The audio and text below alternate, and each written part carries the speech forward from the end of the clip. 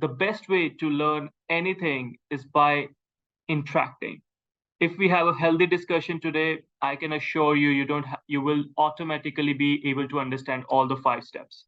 All right. I will try my best to give you the best, but anywhere, any doubt you have, just reach out, just stop me over there, put it on the chat, unmute yourself, and just tell me that, Rahul, this is the problem, how you did it. Okay. So let's start. Um, before giving a brief before starting with today's session,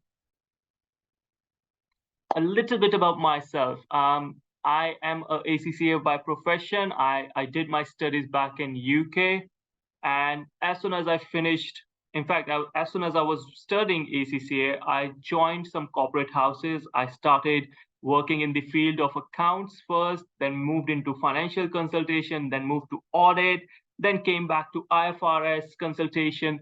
And this is how my journey had been. I work with the Big Fours. I have been in the consultation role for more than a decade now. And simultaneously, I jumped into training and education field. So that's how the career has been. And I have been training for more than 7 to 8 years now in same IFRS. So have a little bit of knowledge, which can help you guys. That's all about me. Now, talking about our organization, about our company, I'm really honored, I'm really happy to say that I'm associated with Kaplan. And Kaplan is one of the leading provider of training solutions for professional qualification, technical and behavioral development. We have trained over 1 million of delegates worldwide, and we have helped the candidates achieve their career goal through our experienced trainers. We have a world-class support and digital solutions to help our students achieving their career goals. So that's all about us. And coming back to today's agenda, today's workshop, what are we going to be talking about? First of all, we will be talking about overall how the IFRS are useful in this current scenario, in the current financial market, why IFRS are important, understanding the 5-step model. That is the main motto that you all have come to meet, that we will be talking about. What are these 5-step model, how they work, what is it all about? Okay, we never heard about it. What is it? We will be discussing that. Then how the ACCA qualification overall, just to give you a brief about it, that how the ACCA qualification can overall help you in achieving your career goal. Why in the field of finance, if you're working in the field of accounting, in the field of management you are, why this qualification is a good choice for you. Then about us a little bit and how we add on to the value. And then if you have any doubts, I'm there to answer it. Okay, so that's the overall agenda for the workshop. Now, before I start, can you guys tell me why IFRS is important? Have you ever heard of it? What IFRS, or those who are working right now, you might have an idea why IFRS application is so important these days in the field of accounting and finance.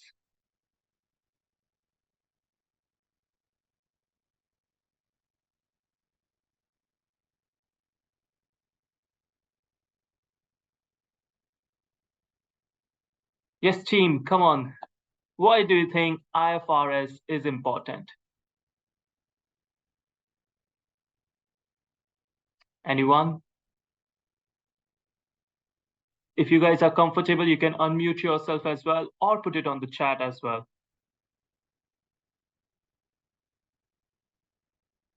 All right.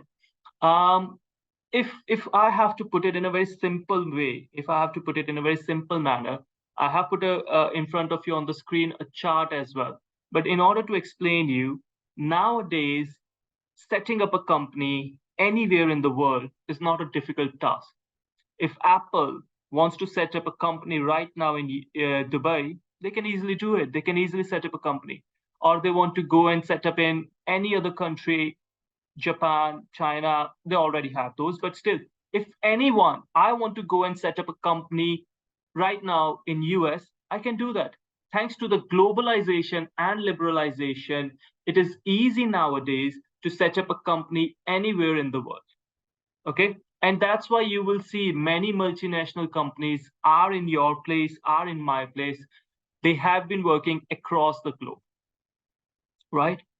But you would agree, you will agree with one thing, and please put it on the chat as well, that do you agree or not, that in order to run a business, we need money. We need capital in order to run the business. Yes or no? Absolutely right.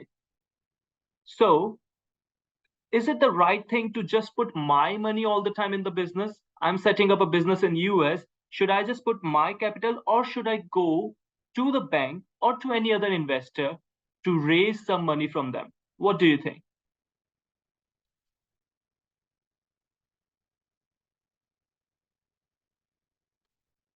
If I have to start a business, one way is I can put all my money into it, or I can go and look for some investors or some capital from outside, and they can invest into it. And this is what most of the business do.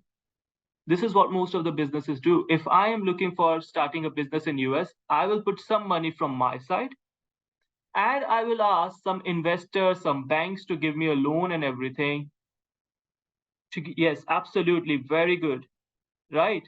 As Rahila said, um, we will look for some other investors. Okay.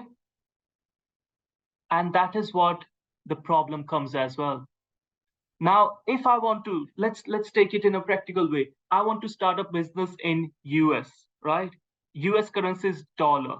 Now, if I want to start a business in US, will I transfer my money from dirham to US? No, it won't make sense. I will try to raise the capital in dollars only because I need the money in dollars over there, isn't it? I need the money in dollars over there.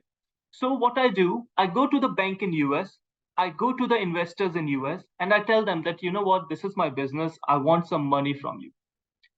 And an investor or a bank will happy to give you the money. Any financial institute will be happy to give you the money if they have a trust, if they are sure about it, that you know what, you will give them the return if a business is profitable. And how will they get to know? By looking at your accounts and by looking at your financial.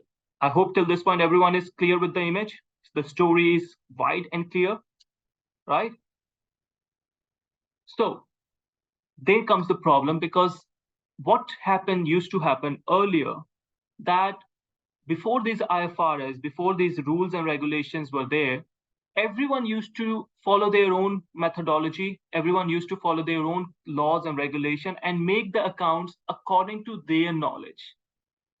So my accounts have been made in UAE. I might be using some accounting rules or some laws and regulation of UAE, and I have made the accounts according to that, according to my understanding. Now, the person who is sitting in US, he might not understand the logic behind it. He might not understand the concept. So he might not be able to get the true picture of my business. Similarly, someone sitting in UK, he might be following some other rules, right? So that was the problem, that the overall access to the global market to fulfill capital needs, it was difficult because there was different accounting frameworks in different countries, which created confusion for the overall finance providers. And this really lead to a need, a requirement of some standards, of some globally accepted framework, that okay, overall the accounting standards should be in this manner only. They should be followed in such a situation only. Okay. So high quality global accounting standards, high quality global accounting standards were needed for underpinning the trust of investors. And this leads to the IFRS. So the overall objective of IFRS is to develop a single set of high quality to set up a single set of high quality, understandable, enforceable, and globally accepted financial reporting system. What does that mean? Globally accepted financial reporting system. Well, that means me sitting over here will follow the same rule. I will follow the same revenue rule over here, which someone sitting in US, UK, Africa, anywhere, okay, any country in the world, they might be following the same rule. The revenue recognition rule will be same for all of us.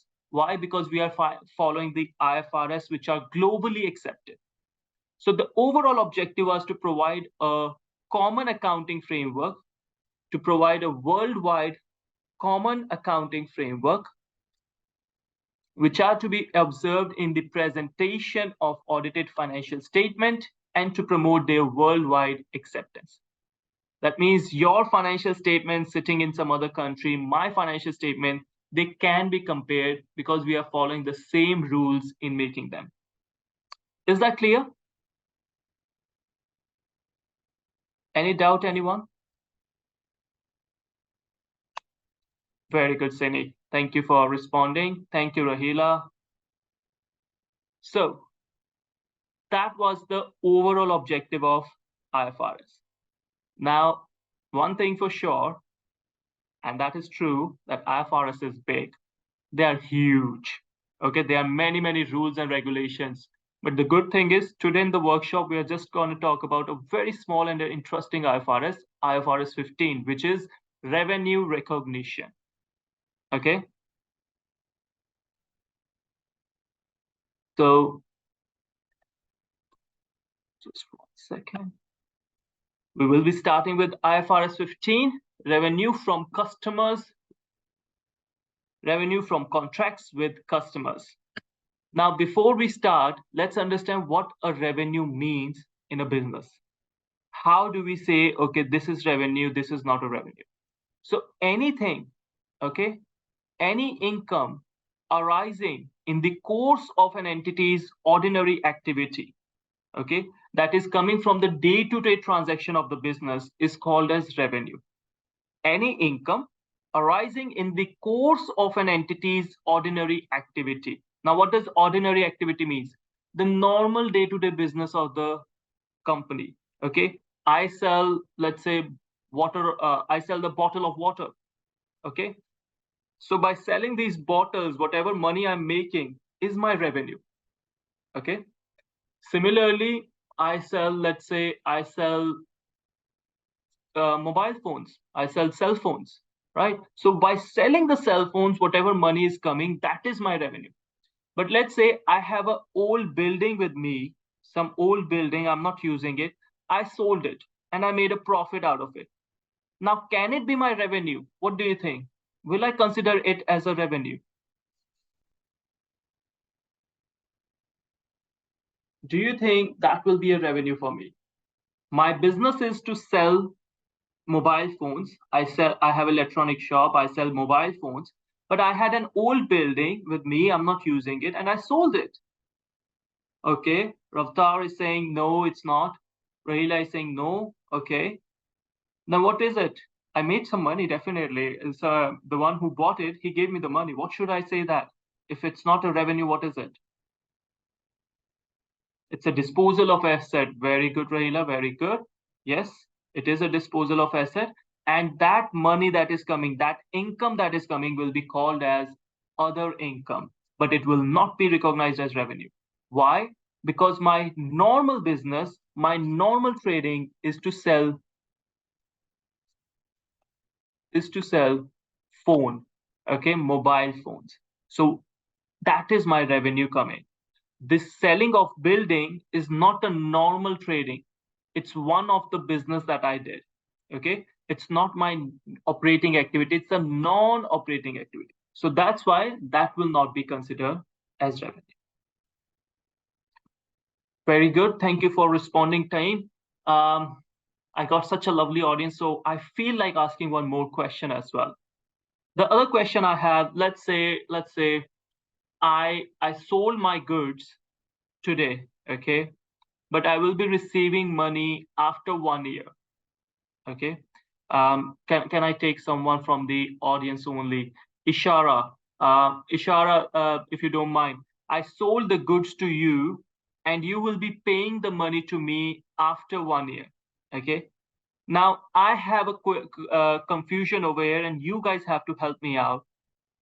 I sold the goods today, but I will receive the money after 1 year.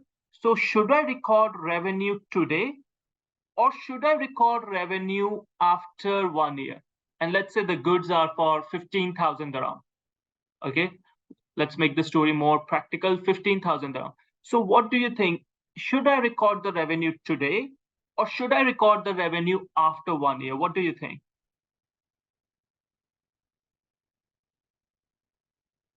What can I do? Record today. Should record the revenue today. Okay. But what if Ishara didn't give me the money after 1 year? Then what? And at what amount should I record? Should I record it at entire 15,000 today? What do you think?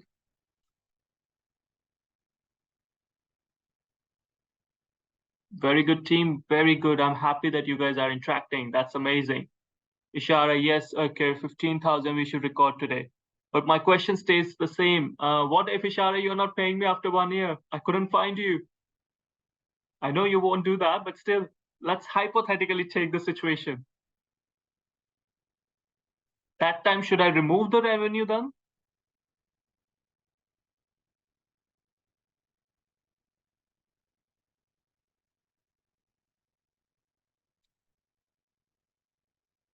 But for the whole 1 year, I'm showing in my financials a revenue that is not there with me, but I'm showing it in the book. I think it should not today. Only when the money is received, you can mention about it in the notes. Okay, good, good.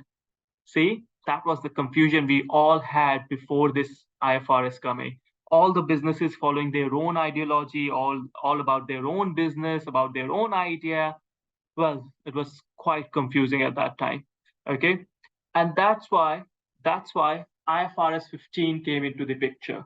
Okay, IFRS 15, revenue from contract with customer. This comes into the picture, and he said, you know what? Don't worry. I'm going to give you 5 rules. I'm going to give you 5 rules. Follow those 5 rules, and your life will be easy. So IFRS 15, okay, IFRS 15, this my friend over here, okay, he came into the picture and he said, you know what, my rule, just follow my rules. I'm going to give you 5 steps, follow those 5 steps, and your life will be easy. And whatever confusion you have, whether to record it today, whether to record it tomorrow, whether to record it at 15,000 or some other amount, I'll tell you everything in these 5 rules. Okay, so till this point, is the story clear? Are you excited as much as I am to tell you that let's understand these 5 steps? What are these 5 steps? Yes?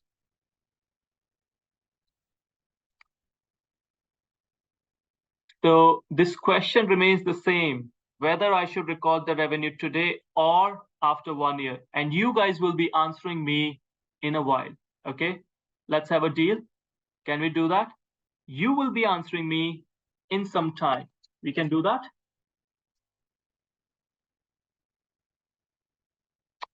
So what are these 5 steps? Let's try to understand. Now, Ravtar, see, the name also says for specifically for contracts, but the 5 rules application actually applies very widely.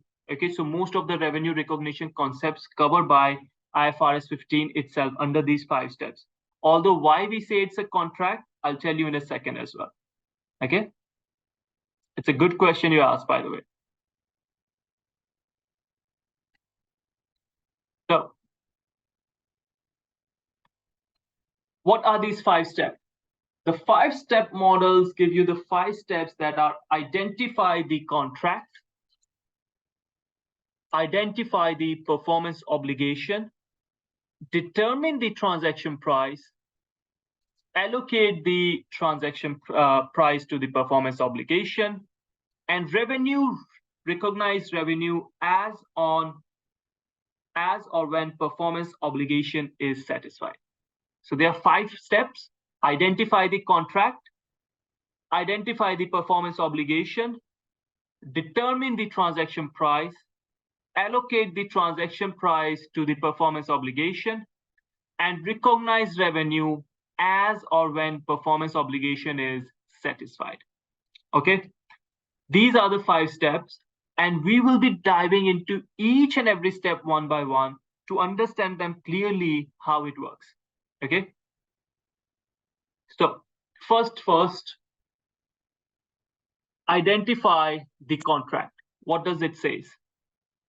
That a contract is, I said, okay, I'm selling you the goods, right? I told to, I think, Ishara, right? You and me were in the example. I said that, okay, Ishara, I'm selling you the goods for 15,000. But Ishara should also agree to it, isn't it? How is it possible? I want to sell the goods, but she doesn't want to buy it, isn't it? So it doesn't make sense. Both the parties have agreed to this settlement, or have agreed to the price, or have agreed to the goods going to be in transaction. So contract should be approved by both the parties. It should be approved by both the parties. And in the contracts, the rights and responsibilities should be clearly defined. The rights and responsibility should be clearly defined. The payment terms are clear and identified, that, okay, I'm selling the goods, Ishara is going to give me 15,000. The term is clear that after me delivering the goods, within 1 year time, Ishara is going to give me 15,000. I hope you're going to give me, right? So payment terms are identified. And the consideration to be received should be probable. Now, this one, actually, I need your help. I need you to help me. What does this mean? Consideration to be received should be probable. If I talk about in the normal English, I believe that if I'm selling goods to Ishara, Ishara should be willing to pay me, which is okay. That's why I'm giving the goods. But why would I write it as a rule? What does it mean? What do you think? Anyone wants to give it an interpretation or give it a guesswork? What do you think is this mean?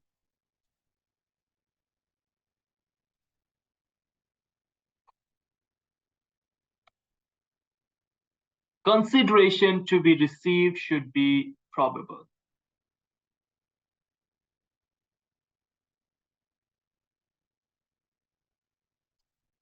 Okay, can I take one example over here? Let's say, oh, okay, by the way, my drawing is horrible, it's pathetic, so don't laugh on it. But let me try to be a Picasso for a second, and let me draw my masterpiece here. This is my customer A. Okay, this is my customer A, and I sold goods to him. I sold goods to him for 10 million. Wow. I sold the goods to him for 10 million. Okay. And he will be giving me the money.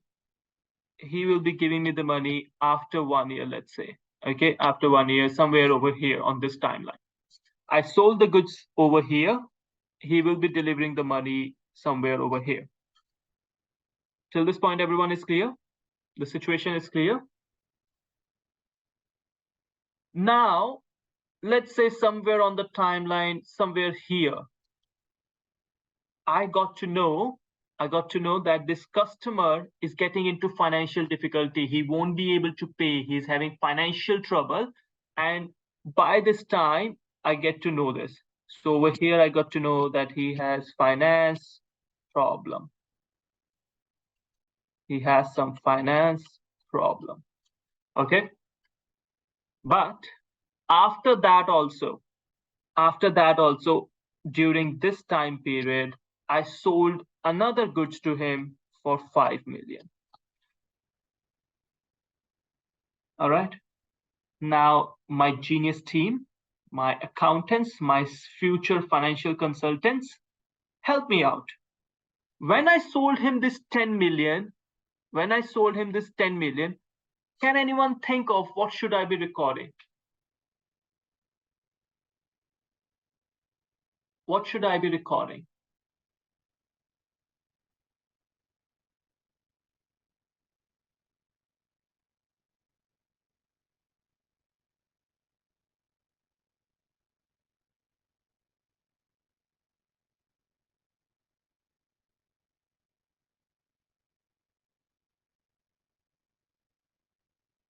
Absolutely, very good.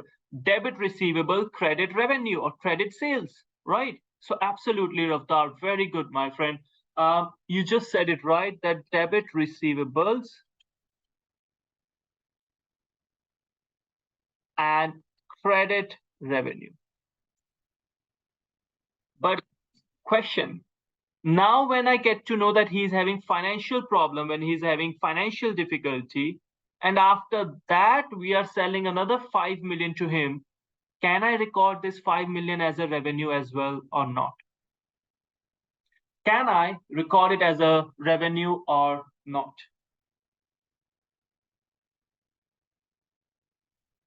What do you think?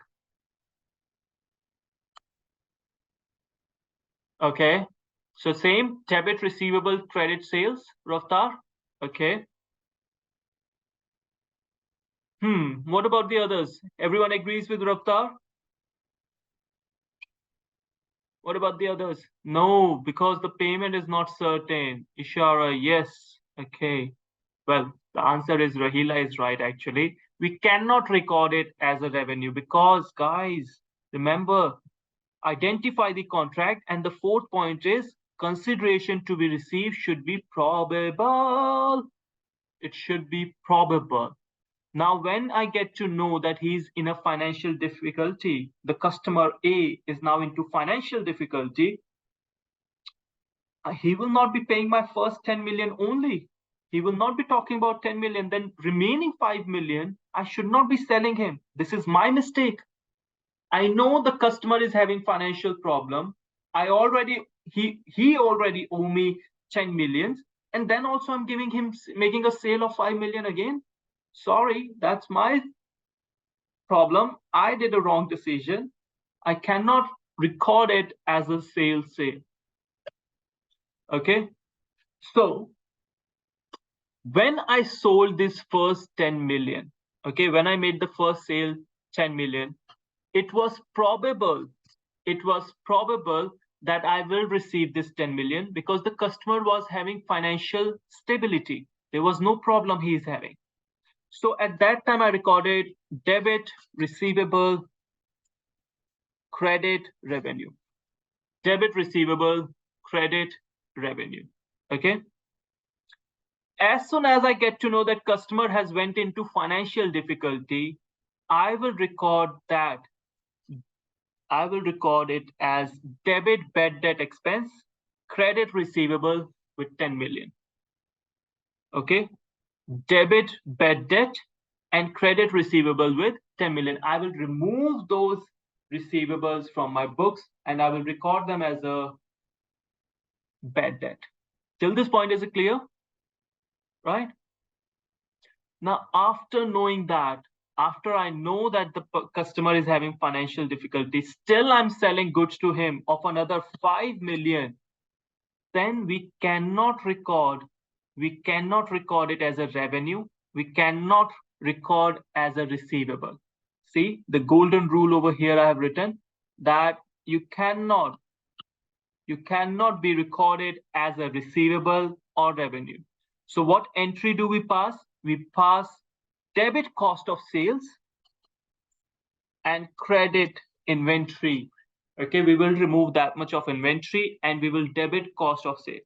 But remember, you will not recognize any revenue or any receivables because the the revenue is not probable. You know that the customer is having difficulty and the consideration to be paid, the amount to be paid is not probable anymore. You cannot expect him paying you anymore. Okay, so you have no right to record revenue or receivable. Is that clear, everyone? Yeah.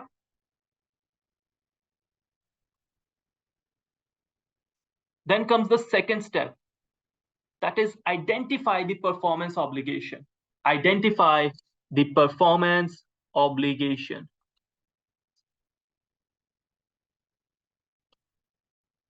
Performance obligation is the promise to provide distinct goods or services.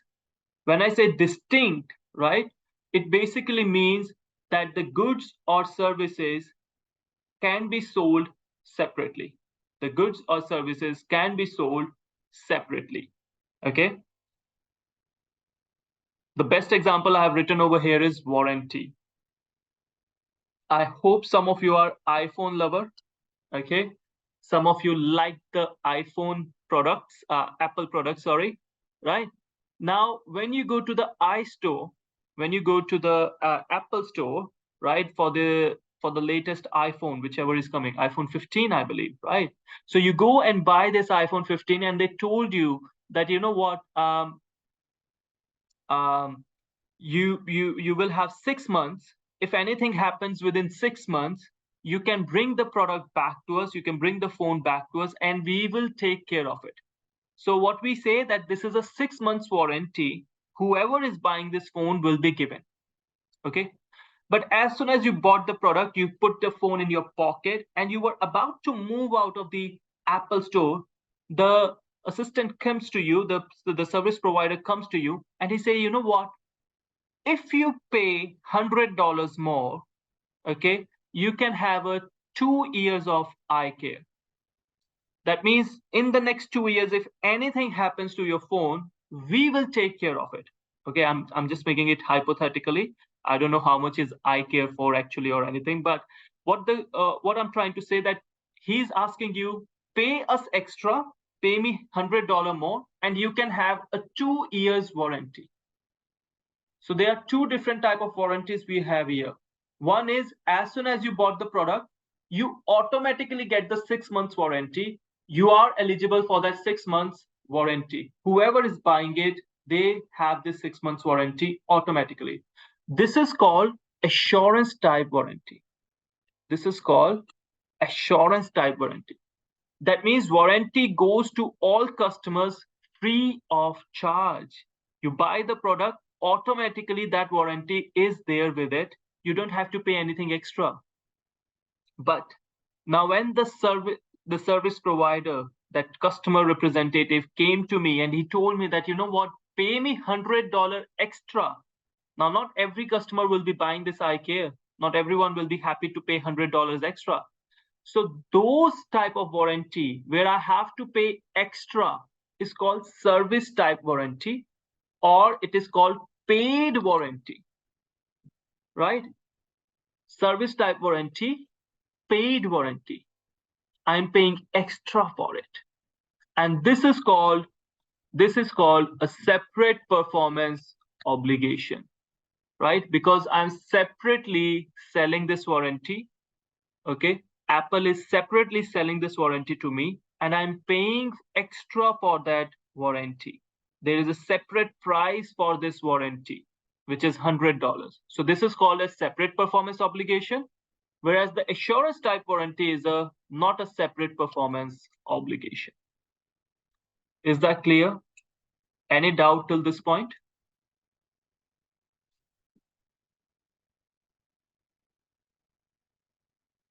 Now, identify the transaction price.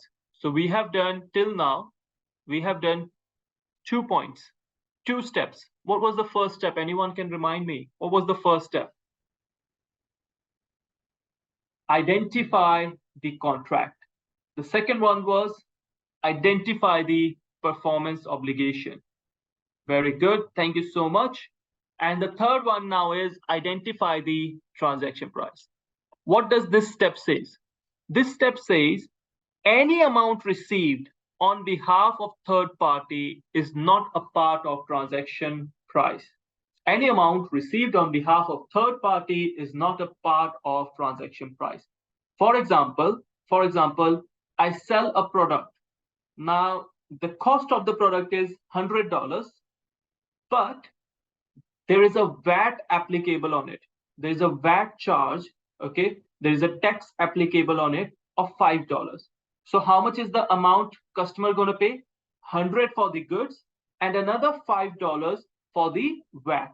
So in total, when I'm selling my product, I'm not receiving $100, I'm receiving 105. But the question is that entire 105 belongs to me? Do you think that $105 belongs to me?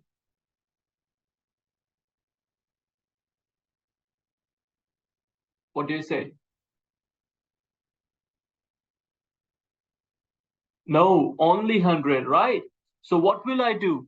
Although I'm receiving 105, so I will debit my bank. I will debit my bank with 105. But I will credit revenue with 100 because that $100 is my revenue. And the remaining 5 is my VAT payable. Remaining 5 is my VAT payable. Another example I want to take is of Talabat and Noon commercial sale model. Now, you all might have used food delivery agent. The one in the Dubai, we have the popular one are Noon and Talabat, right? So let's say I frequently order food from Noon a lot. Now, whatever is the food I'm ordering, let's say today I ordered a food of 100 dirham again, right? This 100 dirham, I am paying to who? To the restaurant or to the Noon? Whom am I paying this 100 dirham? What do you think? When I'm ordering the food, I'm paying 100 dirham. I ordered the food for 100 dirham. The transaction was for 100 dirham. I swiped it, and whom did I pay? Did I pay to the restaurant or did I pay to Noon? To Talabat, absolutely. To Noon or Talabat, right? Rahila, very good. But is Noon or Talabat, they are making the food or they are just the delivery agent? Very good, Rahila. Absolutely. So what can I say? That Talabat or Noon is an agent for me, right? They are the agent. They take the food from restaurant and they deliver it to me. They act as an agent between us. So I have paid $100 to them, but that $100 is not their money. Their money is the delivery charges only. So what happens? As soon as I paid $100, Noon or Talabat, they will record debit bank with $100 because they have received 100, but their revenue is, let's say, the delivery charges were of $10 over here. I've written. So let's take 10 only. They will record only revenue of 10. And the payables that they have to give it to the hotel, the remaining money, that is their payables. So if you see Noon or Talabat model, they have a very huge payables in their books because their revenue is just the delivery charges. The remaining amount, the remaining money, all belongs to the restaurants, which they are supposed to pay further. So that's why their payables will be huge and revenue will be a little low. Okay, because revenue amount, if you see very carefully, is only $10. And the payable, on the other hand, is $90, right? So that is how commission model also works. That is how they record the money in their books. Is that clear? Another kind of situation, another kind of rule that I will put over here. Transaction price should be based on the present value of money. Again, coming back to Ishara in my example, Ishara was supposed to pay me after 1 year. Let's say I'm making the sale today, and after 1 year, they are supposed to pay me $110,000. So when I'm recording it today, okay, I cannot record 110,000. Why? Because that is the future money. In the future, after 1 year, I will be receiving that future money as 110,000. But there's a concept we say, and I hope you all remember that concept in your work as well, or in your studies you have studied, the time value of money. $100 today is not as same as $100 after a year. Why? Because whatever I can buy today in $100, the same amount of goods, the same amount of quantity, I cannot buy after 1 year. There will be a difference because of the inflation. So that is the reason if I'm receiving 110,000 after 1 year, that 110,000 is not the same money today. I have to convert it into the present value of the money. And how do we do that? How do we do that? We have the rule for it, that whatever is the future value divided by 1 plus inflation or discount factor, okay, 1 plus discount factor raised to the power of number of years. So I have used this formula only. 110,000 divided by 1 plus 10%. This always is given to you. You don't have to worry. We are consultants. This is done by the actuarials and they give you the number. So you don't have to worry about it. 1 plus 10% and raised to the power 1 because the number of years is only 1. And you get the present value as 100,000. Clear till this point? Clear till this point?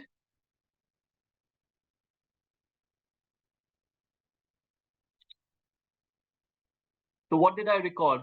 I record debit receivables and credit revenue of 100,000. Debit receivables, credit revenue of 100,000. Now, obviously, after 1 year, I will be receiving what? 110, but I have recorded only 100,000. So during this 1 year, what we say, during this 1 year, this 10,000, the extra 10,000 is the interest that is being given by the customer. Obviously, I am giving the goods right now. He will be paying after 1 year. He has the liberty to pay me after 1 year. So that 1 year of freedom, the 1 year of benefit that I have given, he's paying me interest for it. So before recording the main entry, I recorded one extra entry, debit receivables and credit interest income. That the customer has given me 10,000 extra as an interest that is being recorded. And once he pay me the actual amount, 110,000, I record debit bank credit receivable with 110,000. Okay, so there are 3 entries I made.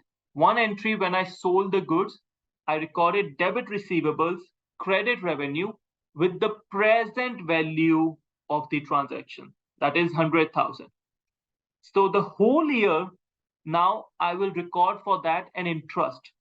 Okay, the amount of period, the time that he's taking not to pay me, I'm charging interest for it.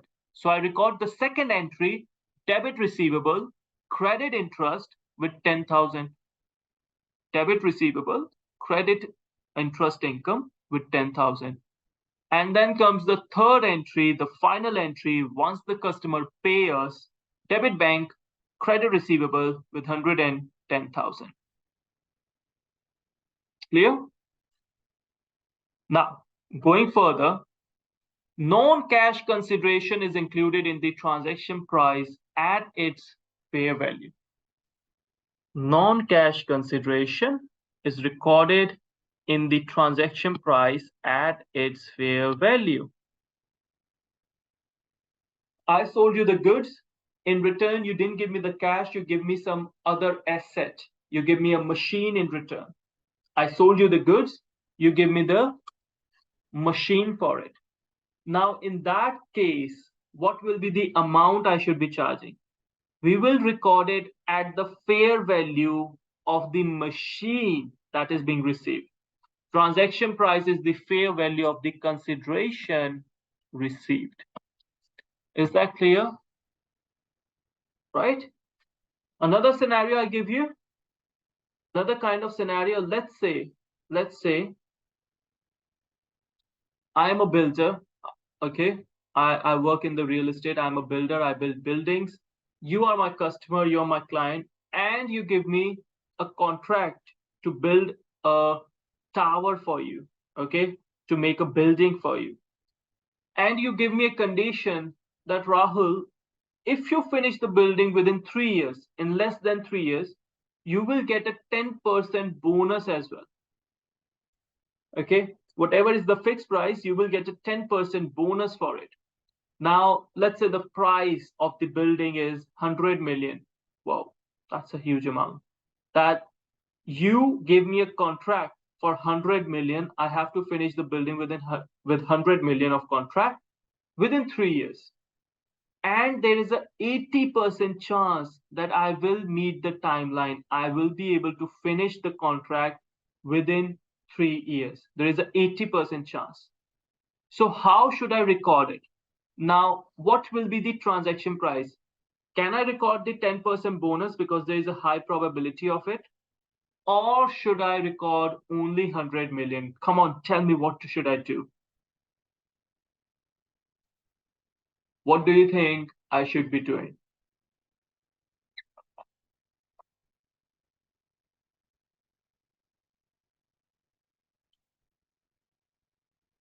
Yes, team.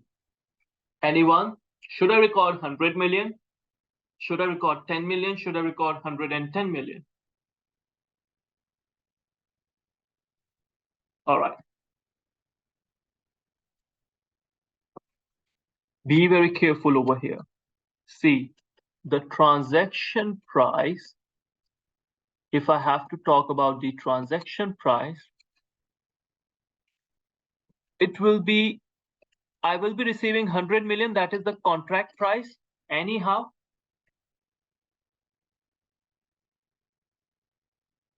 All right. Rahila, what did I say? That how much should be the revenue recognized?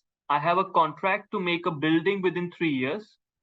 If I finish the building within 3 years, I will get a 10% bonus as well. And there is an 80% chance that the consideration will be, that the building will be completed within 3 years. Okay. So what price should I record in the book? Should I record 100 million only? Should I record this 10% bonus as well? Or should I just record bonus only? What should I record? So the answer is, I will record 100 million for sure, because that is the contract price. No matter what, I'm receiving that 100 million. But the variable consideration, now let's read the rule. The variable consideration should be included. Very good, Sini. Should be included at its expected value if highly probable. Should be recorded at its expected value. Now, what does this mean? How much is the probability? How much is the probability that I will finish it within 3 years? 80%? 80% probability. So I will only record 80% of the bonus. That means I will not record 10 million. I will only record 80% of the bonus. That means I will record 108 million in my books.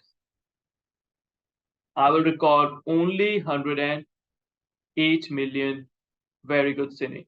108 million bonus, revenue in my book. Clear till this point? Right? All good?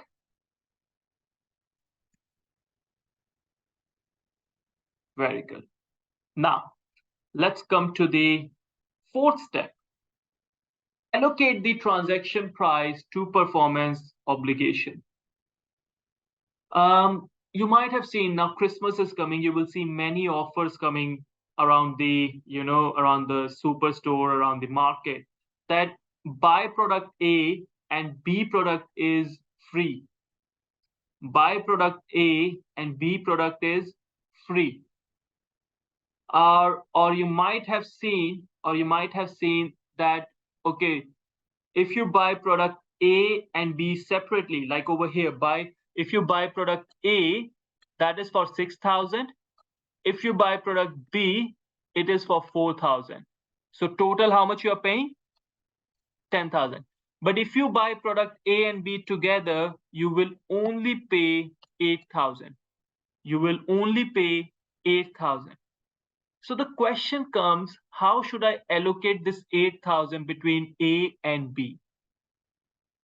Okay, how should I allocate this 8,000 between A and B? Because A is for 6,000, B is for 4,000, and I'm in total getting only 8,000. So we do the allocation based on the standalone prices. How did I get this figures? Let's see that now. Allocation should be based on standalone prices. So what you do, you take the individual price. Like for example, over here it's 6,000 divided by 10,000. Why 10,000? Because if you buy separately A and B, total you are paying only 10,000. So 6,000 divided by 10,000 gives you 60%. And you will allocate that 60% to 8,000. 8,000 into 60%, and you get 4,800. So how much out of 8,000, how much is allocated to product A? 4,800. Similarly, you will do for B, that is 4,000 divided by 10,000, which is 40%, and you will allocate that 40% to 8,000. You get 3,200, which is product B price. This is how you do the allocation when there is an offer going on. Similarly, there is another example.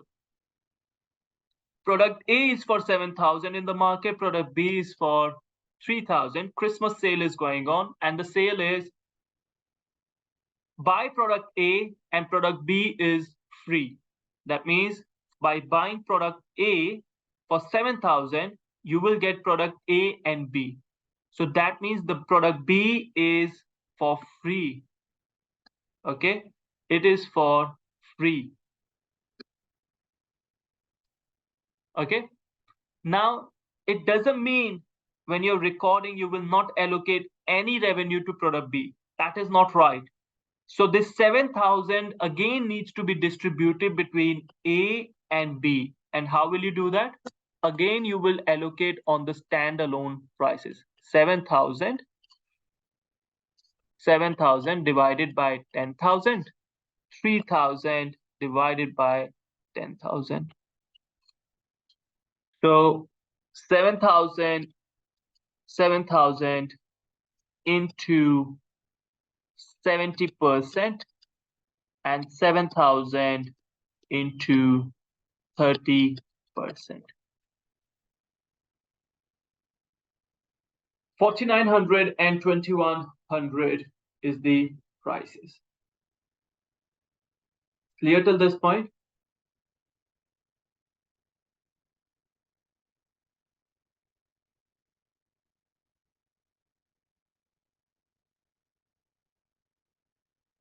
Clear till this point, guys? Right. All right, perfect, guys. Now, let me take you to last step, that is recognize revenue when the performance obligation is satisfied. Recognize revenue when the performance obligation is satisfied. We say a performance obligation is satisfied when the control of goods or service is transferred to the customer. When the control of the goods or services is transferred to the customer. So control is transfer. There are four things.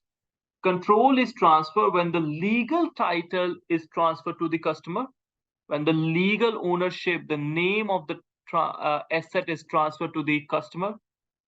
Right to receive cash has been established. Physical possession is transferred to the customer. Physical possession is transferred to the customer. And the risk and rewards are transferred to the customers. If all of these four scenarios you can see in the transaction, then we say that yes, the control has been transferred. Okay.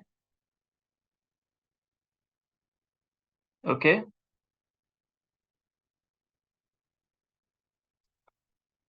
All good till this point?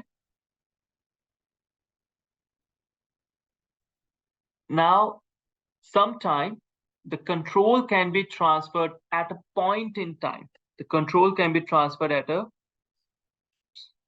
point in time, or it will be transferred over a period of time. Now, I hope you guys meet me in the future in the ACCA classes. Then we will talk about IFRS 15 in more detail. But for the time being, you should always remember that when the control is transferred at a point in time, you come to my shop, you buy the iPhone from me, immediately, as soon as you give me the money, the control, the ownership is yours now. As soon as I give you the phone, that phone belongs to you. So control is transferred at a point in time. So you recognize the revenue immediately. You recognize the revenue immediately.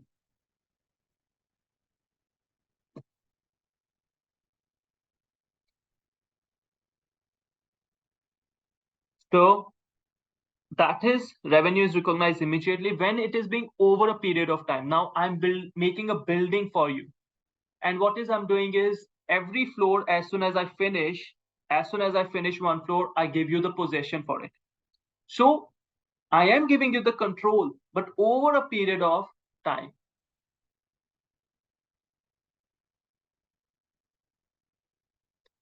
Okay. So in that case, revenue is recognized on a percentage of completion basis. On a percentage of completion basis. Okay.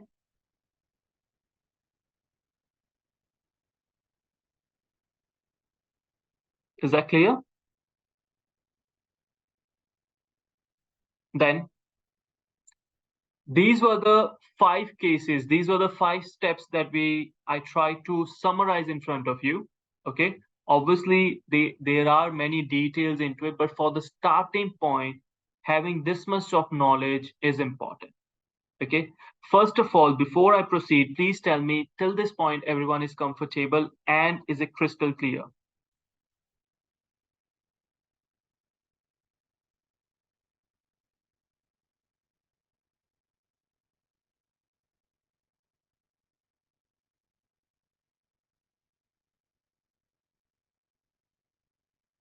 All right, perfect, perfect. That's good to know.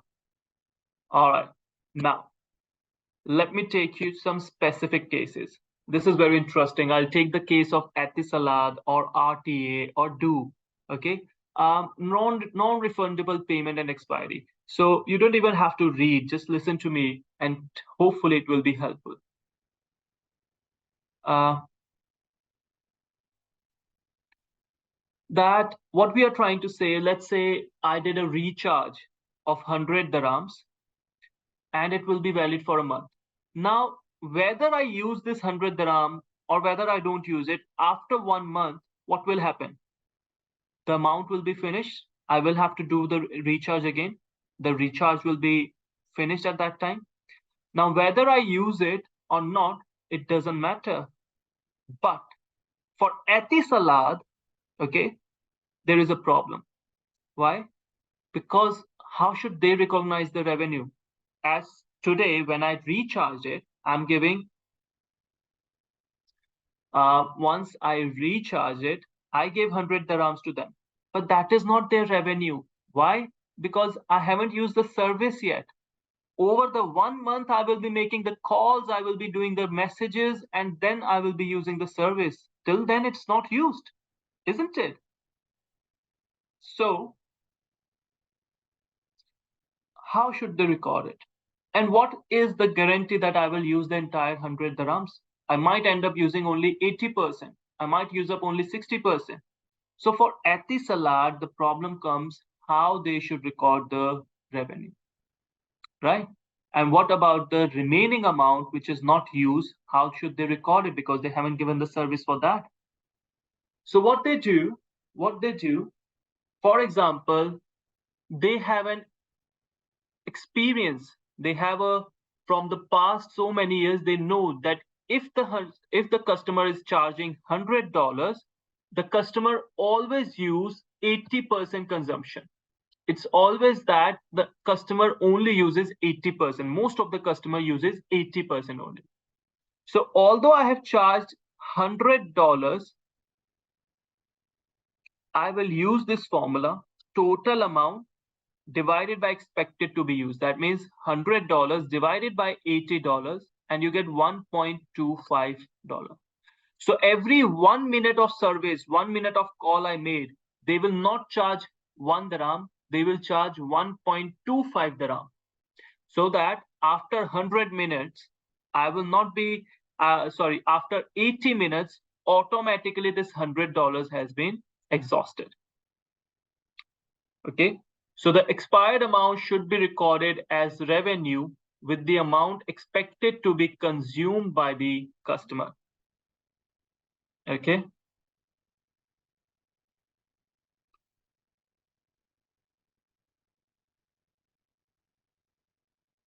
Is that clear?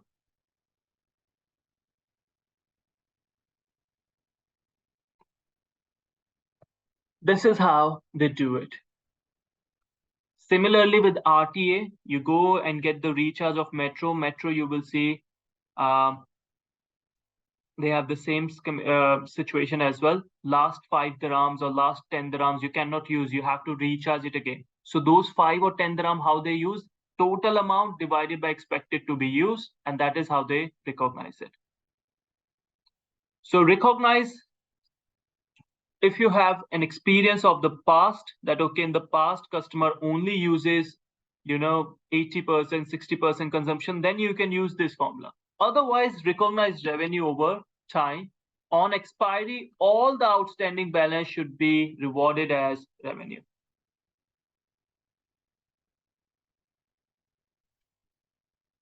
Clear till this point, guys? Another kind of scenario. I sold a goods to, let me take another example from you guys. You guys are the best. So Cine, you were talking to me, right? So I sold a good to Cine. I sold a machine to Cine for 100 million. But I told Cine that Cine, after 2 years, I will buy back this machine from you. I will take back this machine from you. You cannot sold it to someone else. I will promise I will take it from you. And I will take it for 110 million. After 2 years, I will buy back this machine for 110 million. So this is not considered as a sale situation. This is called a sale and buyback agreement. And it is considered as a loan being given by Cine to me. Okay, it's considered as a loan being given to me, and the goods that are transferred, they are transferred as a security. So you will see in the year 0, when I'm selling the machine to Cine, I will record debit bank 100 million and credit liability with 100 million. In the first year, I'm charging interest on that 100 million, which is 4.88 I have found. How did I found? Future value divided by the current amount raised to the power n minus 1. Okay, once you start ACCA, you will learn these formulas with me. Okay, so future value divided by carrying amount raised to the power number of years minus 1. That's how you get the interest rate. So you will see in year 1, I charged interest. I charged an interest of 4.88. Okay. In the year 2, again, I charged interest. Let me write 4.88, right? In the second year, again, I charge interest, but now what will be the amount? 104.88. The 100 million, the original amount, plus the last year interest. And I will charge 4.88 again, you get 5.12. And you will see, if I total these three amounts, 100 million plus 4.88 plus 5.12, it should come to 110, which I promise to pay at the end of year 2. Is that clear? So this is not considered as a sale. This is considered as a loan agreement. Why? Because I have promised that I will buy back this machine from you after 2 years at a higher price. I hope till this point everyone is clear. No doubt till this point.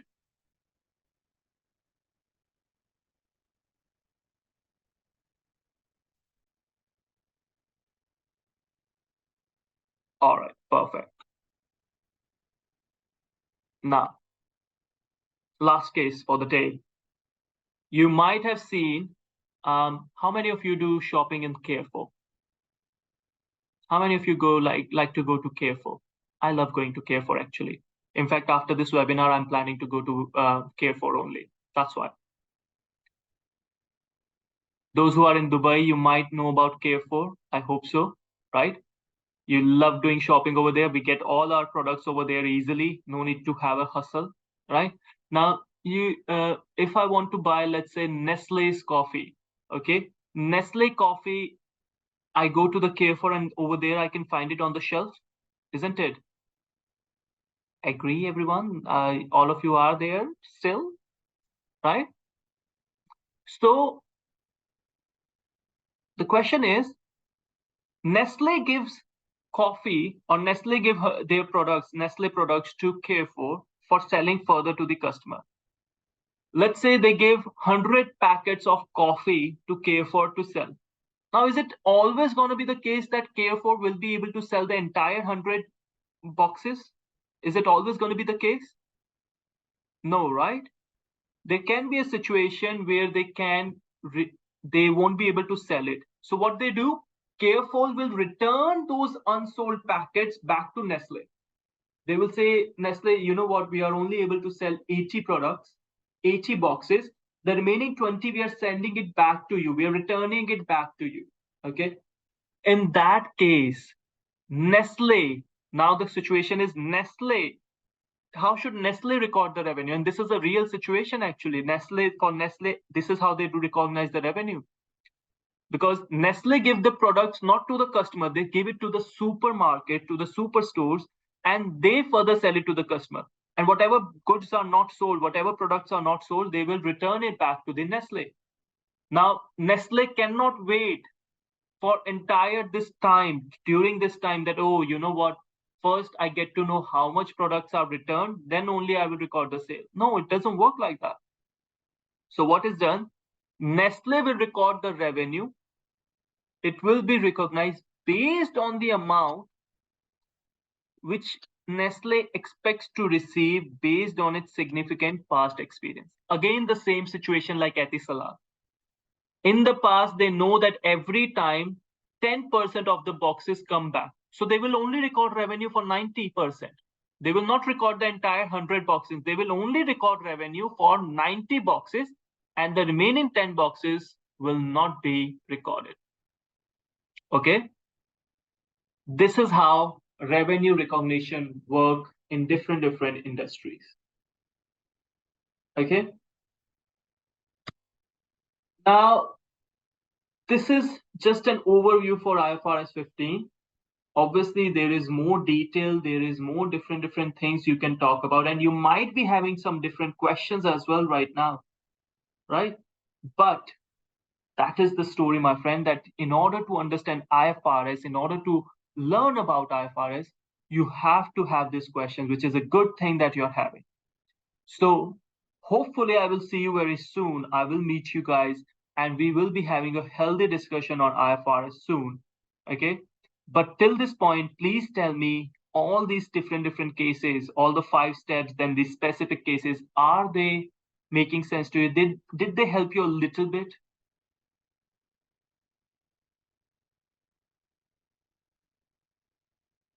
Justine, was it helpful? Was spending Sunday with me, oh, sorry, Saturday was spending Saturday with me was a little bit helpful? I hope you enjoyed my company. Okay, and I hope that we will be talking about other IFRS and other standards soon as well, right? Now, now, just gonna take 2 more minutes of your crucial time. I just wanted to talk about this lovely qualification. As I said, I myself is an ACCA, and I would just like to tell you about this ACCA qualification. ACCA is a chartered accountancy from UK. It's one of the largest and fastest growing accounting body in the world. Okay, it gives you not only accounting knowledge, first of all, that's not only related to accounting, it gives you financial knowledge, business administration knowledge, management skills, and many more different varieties like auditing you get to know about the performance management, cost accounting, all those things are taught in ACCA in 13 different papers. Okay, we the program highlights are it strengthens the key accounting skills and knowledge through dedicated modules. It is globally recognized, as I told you earlier. It has gives you, once you become an ACCA member, it also gives you a worldwide network of financial professionals. Okay, it makes you ready for the future challenges that we are seeing in the developing world right now. So it is one of a very good qualification if anyone wants to excel in the career of accounting and finance for sure. Okay, it gives you a title in front of your name, ACCA, which means anywhere in the world you can go and work with this tag because we are globally accepted chartered accountants. There are 3 modules, total 13 papers. The first 3 papers are in the first module, then the remaining 6 papers are in the second module, and the remaining papers are in the third module. Okay, it takes normally 1 to 3 years. Okay, depending on your strength, depending on your skills, and you need to score above 50% in each paper to get it qualified, to get it clear.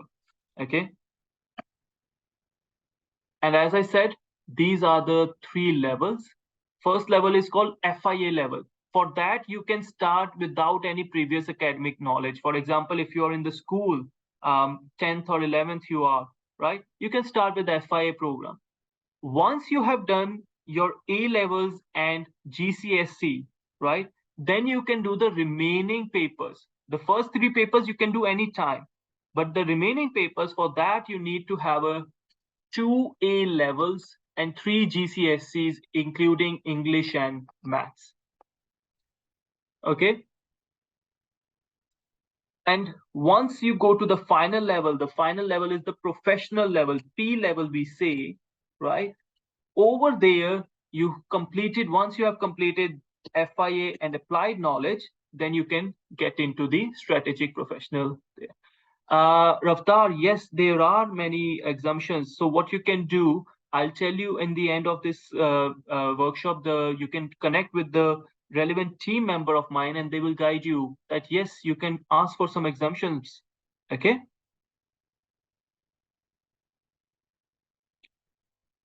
Just 1 second. So a minimum of 4 out of 13 examples. So basically the maximum to maximum exemption you can get is 9 papers. The last 4 papers you have to do because they are the important one. Is that clear?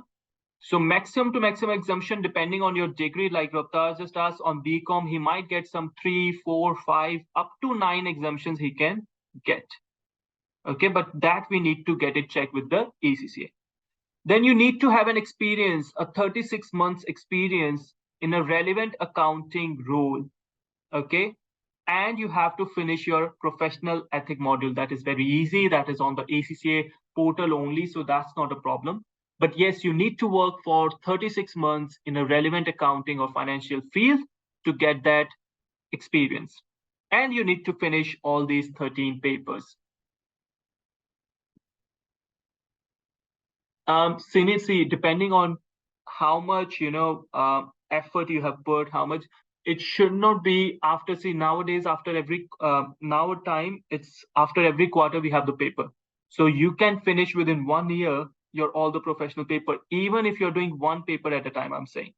You can do two papers at a time as well, but the professional papers are a bit lengthy, a bit. Yeah, so we say one by one if you want to do slow as well.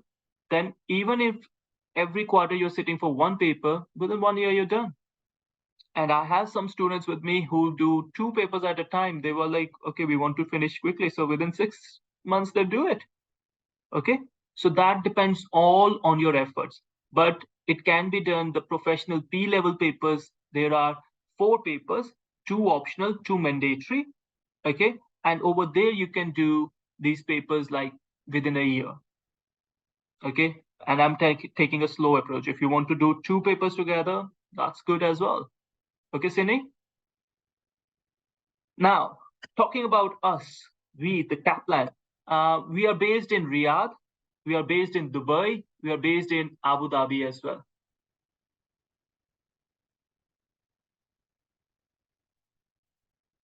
All right. And those, what do you say? Now, what makes Kaplan different? Why I'm saying that, okay, I'm proudly or confidently can say that we give better, we are different from others. Why? Our all the trainers, if you can see on the portal, they all have a specialization. And let me tell you one thing which is not mentioned on the screen. All of them has a relevant industry experience in the specific fields itself. As I talk about myself, I have been working in IFRS consultation, and that's why I teach IFRS as well. Okay. Similarly, the text one has an industrial experience of text consultation, then only they teach text. So all of the trainers are very well diversified, very experienced, have a good amount of knowledge, and then only they come to help you out. Okay. We aim to deliver more, but on average, we say on 20% higher pass rate across all ACCA papers, exceeding the global average.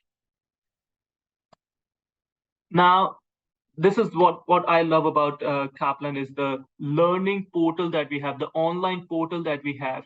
The books, the pocket note, the exam kit, you might have seen earlier as well, Kaplan books. Our books are good. They are very well elaborated and understandable. But the learning portal that we give to our students, we have the course schedule, we give the course slides, we make the notes, whatever the trainer is making the notes, those will be available on the portal. You have the recorded videos access all the time. For example, you missed the class, don't worry, you can go back to the class as well. You can go to the recorded session, and at the end, if you still have doubt, the trainer is there to help you out. Okay. We have online discussion forum as well. So all these things make the journey very easy for you. We have 3 type of ways: face-to-face learning option. You come meet us in the class, we'll have a healthy interaction over there. You will see me in the face-to-face, and we will have some more discussion on IFRS. You can have live online the same way we are having right now, or a blend of it. Okay, combining the strength of the classroom and live online method, both are mixed together, and then you get that. And again, these are some of the key features. You can go through it. The best thing is our WhatsApp groups, like the trainers are there like 24/7. We are there to help our student. Your success is our success throughout the journey. So we are there to help you out. Our revision sessions are very, very flexible, are made, covers more than 30 hours. Okay. We do give complimentary skill workshops from time to time to our students so that they just don't get academic knowledge, but they also have an idea of the industry skills and expertise that they need to gain simultaneously. Okay. So you do get career guidance as well from our relationship team. We all are there to help you to achieve your career goal in each and every manner. And this is how our Dubai Institute looks like, right? So along with that, one more thing I want to highlight over here. Once you do ACCA, or while you are doing ACCA, 2 additional degrees you can look into, which is BSc in Applied Accounting from Oxford Brook University. And once you have done ACCA, we do give you guidance and helps you in getting your MSc from University of London, which is very reputable.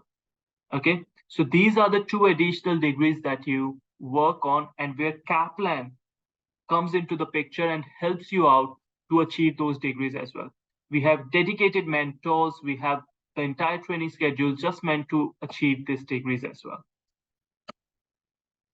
These are some of the important dates that you might have to take a screenshot, or you might want to take a picture of. The date when the course is starting.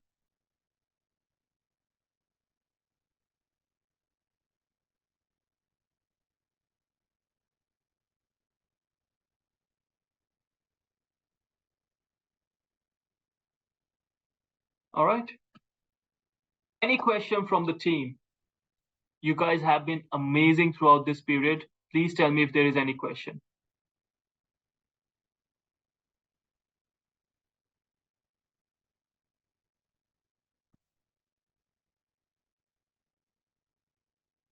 In the first step, what are the quantitative measures as per IFRS that can be used to verify the customer is not recorded as a bad debt before? Because, man, still not probable to pay. Absolutely. Ishara, it is subjective. You have to see if the customer is not paying you the installments timely, or let's say the customer, you get to know about the customers in the market that the customer is having financial problem. He's not able to see very financially sound. Okay. So that is again a subjective call. IFRS only gives you the direction or gives you the way in which you can reach to them. But at the end of the day, judgment call is there. So absolutely, you're right. It is subjective. You have to think it's your call at the end of the day whether the customer will make the payment or not. So we look at the parameters that, okay, whether he's been regular with paying the installments, all the EMIs installment has been paid timely. Is the customer reputation in the market is good or bad, right? Because if he has default in the past, he might do default with you as well. Or what is the condition of the business overall? His business is growing up, then it's a good. If his business is having incurring losses, that means your money is also at risk. Okay, that is how we decide.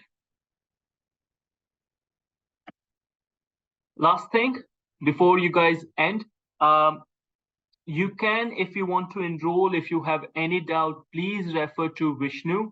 Okay, that's his email ID and that's his number. Please reach out to him for any queries, for any doubts. He will be there to guide you and help you out. All right, guys, that's all I believe. Thank you for giving your lovely time to me. Thank you for helping me out. And hopefully, I will meet you in the future and maybe face to face.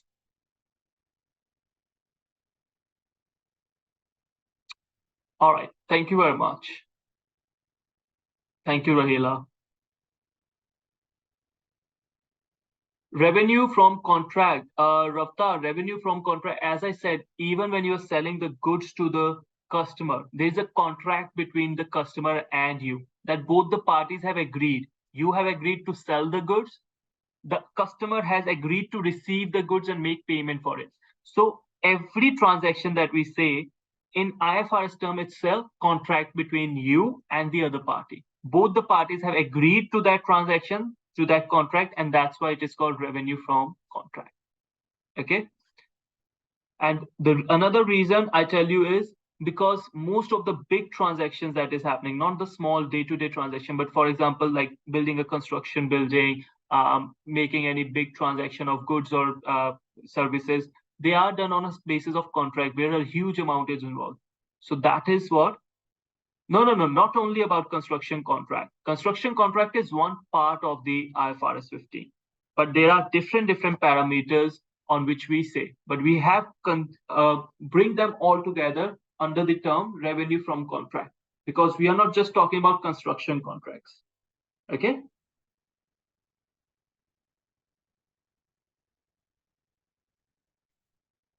Thank you, Sini. Thank you very much. I hope your ACCA journey goes smooth. And if we can help you in any way, please reach out to us. We at Kaplan are there to help you.